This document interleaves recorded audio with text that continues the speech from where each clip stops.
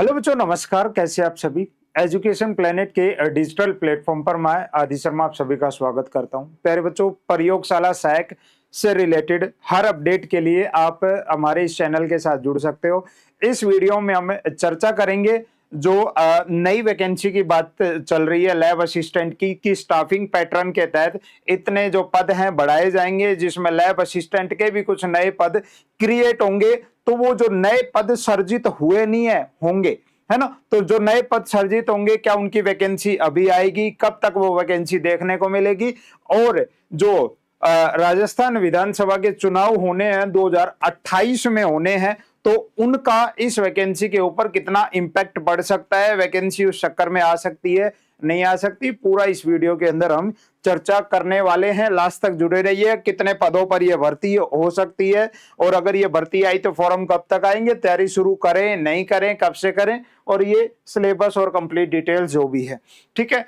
लेकिन सीटी आपके लिए आ चुकी है, सीटी आ चुकी है, तो सीटी की तैयारी अपनी रखना। सीटी क्लियर करोगे तो आपको और भी बहुत सारी वैकेंसीज देने का मौका मिलेगा। आपका सीटी और सीटी का जो फ्री बैच है वो अपना यूट्यूब के ऊपर चल रहा है। थ्योरी की क्लासेस, साथ में एमसीक्यू भी शुरू कर रहे हैं। ये मेरे नंबर है जिसके ऊपर आप जुड़ के जो नोट्स हैं यूट्यूब पे, जो मैराथन क्लासेस चल रही हैं थ्योरी की, उनके सारे नोट्स जो हैं वो आप इस नंबर पर अपना नाम और जिला लिखकर मैसेज कर सकते हो और प्राप्त कर सकते हो। 9817019664। चलो जी, अब शुरू करते हैं बिल्कुल शुरुआत से, बेसिक से। आपको पता है आपकी जो ये अभी 2025-26 आपकी ये जो भर्ती थी, ठीक है, अब ध्यान से सुनते हुए चलना। आपको पता है इसमें भी पदों में वृद्धि हो चुकी है। जो संशोधित विज्ञप्ति है वो चीज आपने देख ली, और जो अब ये जो भर्ती है वो करीब 1315 पदों के ऊपर ये जो भर्ती है आपकी, ये अब कंप्लीट होगी, है ना। जो अभी बच्चों ने पेपर दिया है उनके लिए ये अच्छी न्यूज थी कि और पद बढ़े आपके 500। तो इससे क्या होगा कि ज्यादा और अधिक बच्चों का सिलेक्शन हो पाएगा, और अधिक बच्चों को क्या मिल पाएगी, सरकारी नौकरी का सपना अभी मिल पाएगा। और वैकेंसी बढ़ने से क्या होगा, आपकी कट ऑफ में भी थोड़ा सा अंतर देखने को मिलेगा। अगर यही पद नहीं जुड़ते तो फिर हो सकता है आपकी कट ऑफ थोड़ी सी 1-2 नंबर फालतू चली जाती, 2-3 नंबर फालतू चली जाती। तो यहाँ पे भी और नए इतने बच्चों का सिलेक्शन अभी से होगा। लेकिन इसके कुछ माइनस पॉइंट भी हैं। माइनस पॉइंट इस भर्ती के लिए नहीं है, इस भर्ती के लिए तो मौज ही मौज है। आगामी भर्ती के लिए अगर मान लो ये नए पद नहीं जुड़ते तो आपकी नई वैकेंसी के जो चांसेस हैं वो और अधिक बढ़ जाते हैं, और बहुत जल्दी बढ़ जाते हैं आपके। चलो कोई बात नहीं, आगे चर्चा करते हैं। ये आपने अखबार की जो कटिंग है वो आपने देख ली है कि जो स्टाफिंग पैटर्न है, स्टाफिंग पैटर्न का मतलब ये होता है, जैसे 2015 में स्टाफिंग पैटर्न हुआ था। स्टाफिंग पैटर्न का मतलब ये है कि जितने स्कूल्स हैं उनमें कितने विद्यार्थी हैं, तो विद्यार्थियों की संख्या के अनुपात में कितने टीचर होने चाहिए, कितना स्टाफ होना चाहिए, कितना स्टाफ होना चाहिए, वो डिसाइड होता है स्टाफिंग पैटर्न के तहत। अगर अब ये स्टाफिंग पैटर्न जो हुआ है इसके तहत बच्चे जो टोटल जितना भी स्टाफ है, स्टाफ के अंदर चाहे आप व्याख्याता का पद लगा लो, चतुर्थ श्रेणी कर्मचारी के लगा लो, अध्यापक लेवल 1-2 के लगा लो, चाहे फिर प्रयोगशाला सहायक के लगा लो, कि कितने वर्तमान में पद हैं और इस स्टाफिंग पैटर्न के तहत कितने और नए पद जुड़ सकते हैं, वो सारे आपने बढ़ोतरी देखी कि प्रस्तावित कितने हैं और बढ़ोतरी कितनी हो सकती है। ये चीज आपने भी पढ़ ली होगी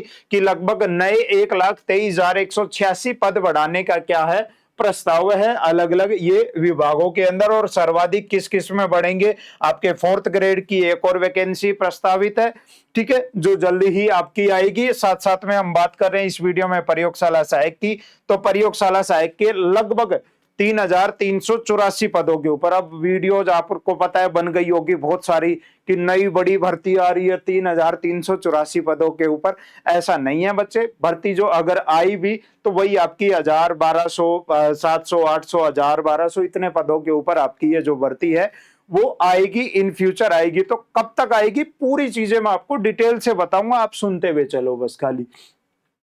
तो ये स्टाफिंग पैटर्न होगा और इससे नई राह खुलेगी, बिल्कुल स्टाफिंग पैटर्न होगा, ठीक है। अच्छा, कब तक होगा ये चीज? अगर इस स्टाफिंग पैटर्न की बात करें तो ये जो प्रस्ताव है ये जल्दी ही आगे वित्तीय मंजूरी के लिए भेजा जाएगा, फिर वहां से मंजूर होगा। उसके बाद यहां से भी आप देख सकते हो, इसमें भी प्रदेश के सरकारी स्कूलों में बंपर भर्ती की तैयारी होगी। स्टाफिंग पैटर्न से सर्जित होंगे नए 1.23 लाख नए पद।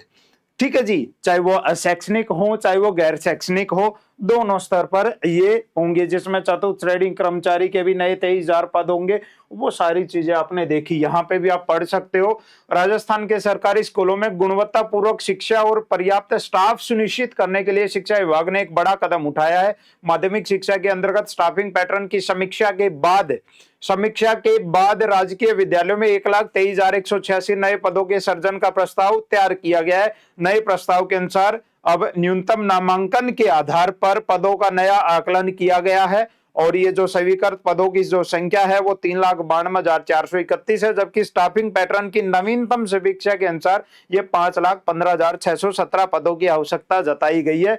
अब ये जो प्रस्ताव है अब राज्य सरकार के स्तर पर वित्त विभाग और कैबिनेट की मंजूरी के लिए ये भेजा जाएगा, है ना। यानी जो अब आगामी कैबिनेट मीटिंग्स होंगी उनमें इस प्रस्ताव को रखा जाएगा। अब इसको ये कितना प्रस्ताव पास होता है वो आगे डिपेंड करेगा राज्य सरकार के ऊपर, है ना। फिर उसके बाद जब अगर ये सरकार के द्वारा पास होता है कैबिनेट में, उसके बाद फिर ये वित्तीय मंजूरी इसको मिलेगी, और उसके बाद फिर आगे ये प्रोसेस होगी कि ये जो नए पदों के लिए क्या विज्ञप्ति आगे भेजी जाएगी, डिमांड भेजी जाएगी, किसको? आपके कर्मचारी चयन बोर्ड को, और उसके बाद फिर ये सारा खाका आपका तैयार होगा। तो सर ये जो 3,300 ये दिखा रहे हैं कि पद बढ़ेंगे, और अगर इतने पद बढ़े तो सिंपल सी बात है एक और नई भर्ती आने के पूरे चांसेस हैं। लेकिन सर कब तक ये भर्ती आ सकती है, अब उस चीज के ऊपर आप ध्यान से मेरी बात सुनना आप लोग, है ना। कब तक ये भर्ती अब आ सकती है, ठीक है। और इसमें सीधा और सीधा रोल रहेगा, मैं बता देता हूं।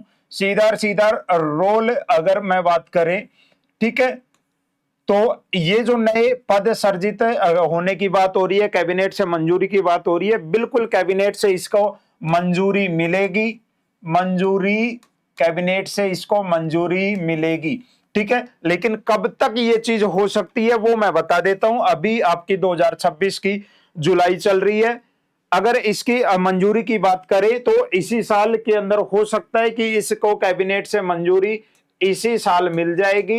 लेकिन ये जितने भी भर्तियां दिख रही है इनकी जो प्रोसेस है वो स्टार्ट होगी अगले साल के अंदर जाके 2027 में, और 2027 का भी आप ये समझ के चलो बिल्कुल एंड की तरफ चले जाओ।